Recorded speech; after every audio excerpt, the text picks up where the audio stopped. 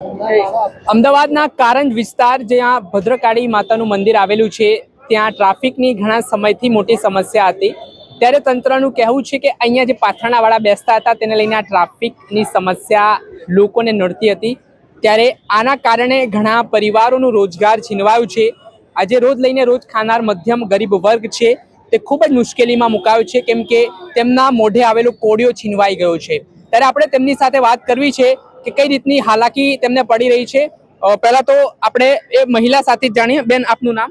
રમીલાબેન। કેટલા વર્ષોથી અહીંયા ધંધો કરતા? અમે લગભગ 40-50 વર્ષથી અમે અહીંયા ધંધો કરીએ છીએ। અમારી ત્રીજી પેઢી ચાલે છે, પણ જે પહેલા ગયડાઓ હતા એ ગુજરી ગયા છે અને અત્યારે અમે પોતે ધંધો કરીએ છીએ અને અમારું ઘર ગુજરાન અમારા પોતાના ધંધાથી જ ચાલે છે અને અમે લેડીઝો જ ધંધો કરીએ છીએ। રોજ લાઈને રોજ અમે ખાઈએ છીએ સાહેબ। છેલ્લા અમે 4-5 મહિનાથી અમે બહુ તકલીફમાં છીએ। અમે ધંધો રોજગાર લગાવતા નથી અને અમારો ગુજરાત હાઈકોર્ટમાં કેસ ચાલે છે। ગુજરાત હાઈકોર્ટે એવો ઓર્ડર આપ્યો કે તમે ટેમ્પરરી 15-20 દિવસ તમે ત્યાં આગળ જે મ્યુનિસિપાલિટી વિકલ્પી જગ્યા આપી ત્યાં આગળ તમે બેસો, પણ અમે બેસીએ સાહેબ, પણ અમને ત્યાં ધંધો જ ના થાય તો અમે શું કરીએ? જેને બેસીને શું ફાયદો? પણ ત્યારે કોઈ ગ્રાહક આવતા અમારી રોજી રોટી ઘર ચાલતું હોય તો અમે ત્યાં બેસવા માટે મંજૂર છીએ, પણ એ થાય જ નહીં। વન વે મેં જગા આપીશ એવું નથી કે કોઈ મોટી જગા છે કે કોઈ મોટો ગેટ છે કે કોઈ માણસો અંદર આવી શકે અને અમારો ધંધો થઈ શકે। એવું હોય તો અમે બેસી શકીએ, પણ એવું બેસવા માટે કોઈ જગા જ નથી અંદર। એ ગેટ છે, સુવિધા કરીએ લોકો, એમાં 872 અમારા થડા છે, એમાંથી 240 જણની જગા ફાળવી છે લોકો। બાકીના બીજા માણસો જાય ક્યાં? 600 માણસો જાય ક્યાં? એ બી બધા ગરીબ માણસો છે, એવું નથી કોઈ ઓફિસર છે, નોકરી વાળા છે, એવા કોઈ છે નહીં। પોતે લાઈને ભણેલા ગણેલા એટલા બધા કોઈ છે નહીં। માણસો પોતે ધંધો કરે ને પોતે ઘરનું ગુજરાન ચલાવે છે, એવા બધા માણસો છે। અને ટ્રાફિક નડે, ટ્રાફિકની સમસ્યા છે। ટ્રાફિકની સમસ્યા છે એ રોડ ઉપર છે। અમે કોઈ રોડ ઉપર બેસતા નથી, અમારી ફૂટપાથની ઉપર અમારી જગા ફાળવેલી છે। હા, એ અમે કાયદેસર લાયસન્સ વાળા છીએ અને એવું નથી કે કોઈ લાયસન્સ વગરના છે। અમે પોતે લાયસન્સ વાળા માણસો ધંધો કરીએ છીએ। લાયસન્સ કોણ? એમસી આપ્યું? હા, એમસી આપેલું છે અમને લાયસન્સ। આ રહ્યું અમારી જોડે લાયસન્સ બી છે, જો આ અમને લાયસન્સ આપેલું છે અને અમે જે લાયસન્સ વાળા છે એમાં પોતે માણસો ધંધો કરીએ છીએ। કોર્પોરેશન તરફથી શું કારણ આપવામાં આવેલું છે? મ્યુનિસિપાલિટી કોર્પોરેશન અમને બિલકુલ ના જ પાડે છે કે તમારે અહીંયા બેસવાનું જ નહીં, પણ અમે જઈએ તો જઈએ ક્યાં? ક્યાં આગળ અમારી રોજી રોટી ચલાવી? ધંધો શું કરો? અમે બધો સિઝનેબલ ધંધો કરીએ સાહેબ, ફ્રૂટ નો, પછી બીજો કોઈ બી દિવાળી નો, નવરાત્રી નો, એવો બધો કટલેરી અમે બધો સિઝન વાઇઝ ધંધો કરીએ સાહેબ।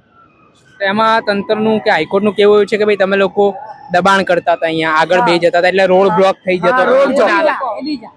એ કે છે, પણ એ આલતુક ફાલતુક માણસો છે, જેની જોડે લાયસન્સ નથી, જેની જોડે લાયસન્સ નહીં, જે ગેરકાયદેસર લગાવે એ માણસો છે, તો એમને તો એ લોકો ઉભા કરી શકે ને।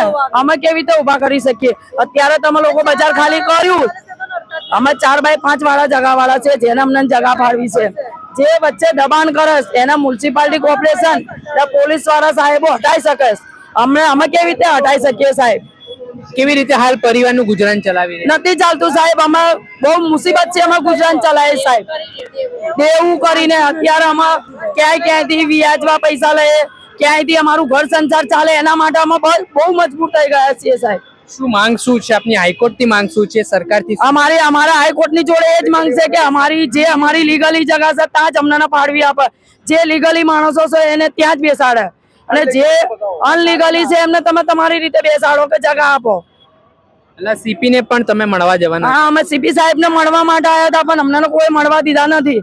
અમે મુલાકાત અમારી રજૂઆત એ જ કરવા માટે અમે આવ્યા હતા કે સાહેબ, અમારી એ રજૂઆત હતી કે સાહેબ અમે જે કાયદેસર કાર્ડ વાળા છીએ, 872 પતારા વાળા, અમે ગરીબ માણસો છીએ બહુ જ।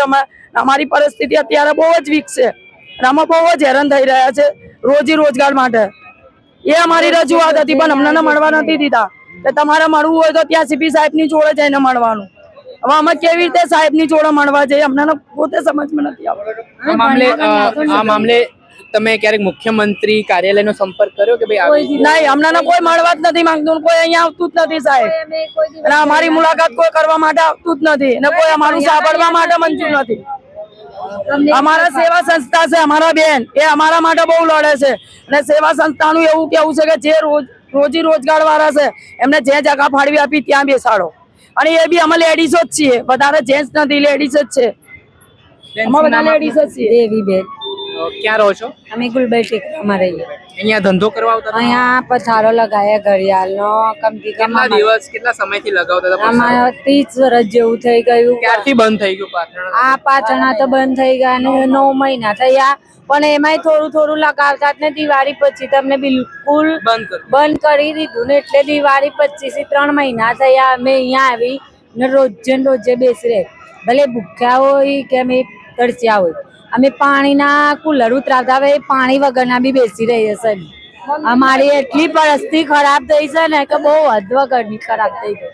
ટ્રાફિક નડતું તેમને, ટ્રાફિક ત્યારે નડતું કે દિવાળી ટાઈમમાં એ લોકોને ટ્રાફિક નડતું. હવે દિવાળી નહીં તો ક્યાં ટ્રાફિક નડવાનું? અમારી બધી સિઝનો હા રોનક છીનવાઈ ગઈ ને. અમે જયારે મંદિર હોય ત્યાં તો બજાર હોય જ, આમ નહીં કે ના હોય. આખું મંદિર એકદમ એટલું બધું ખાલી લાગે છે ને, સન્નાટો લાગે. કોઈ લોકો બહેનો આવે છે ને તો કે અમે કઈ ખરીદી કરવા આવતા ને તો મંદિરે દર્શન કરતા જતા.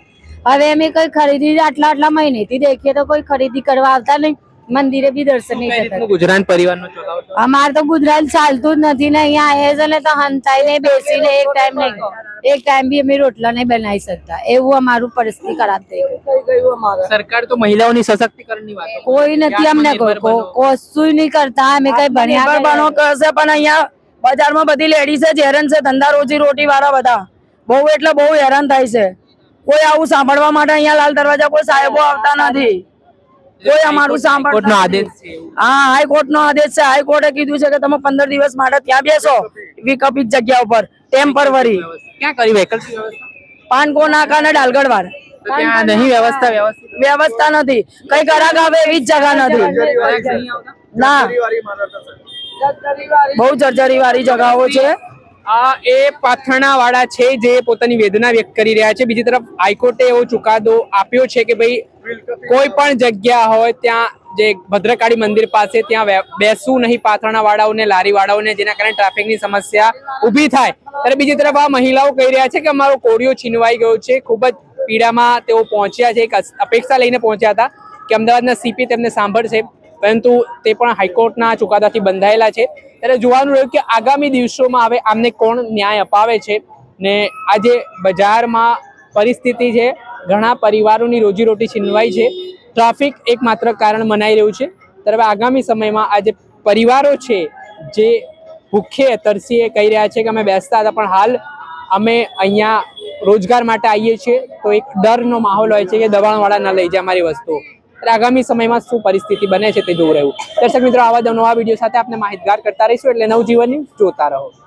વૈષ્ણવજન તો તેને કહીએ જે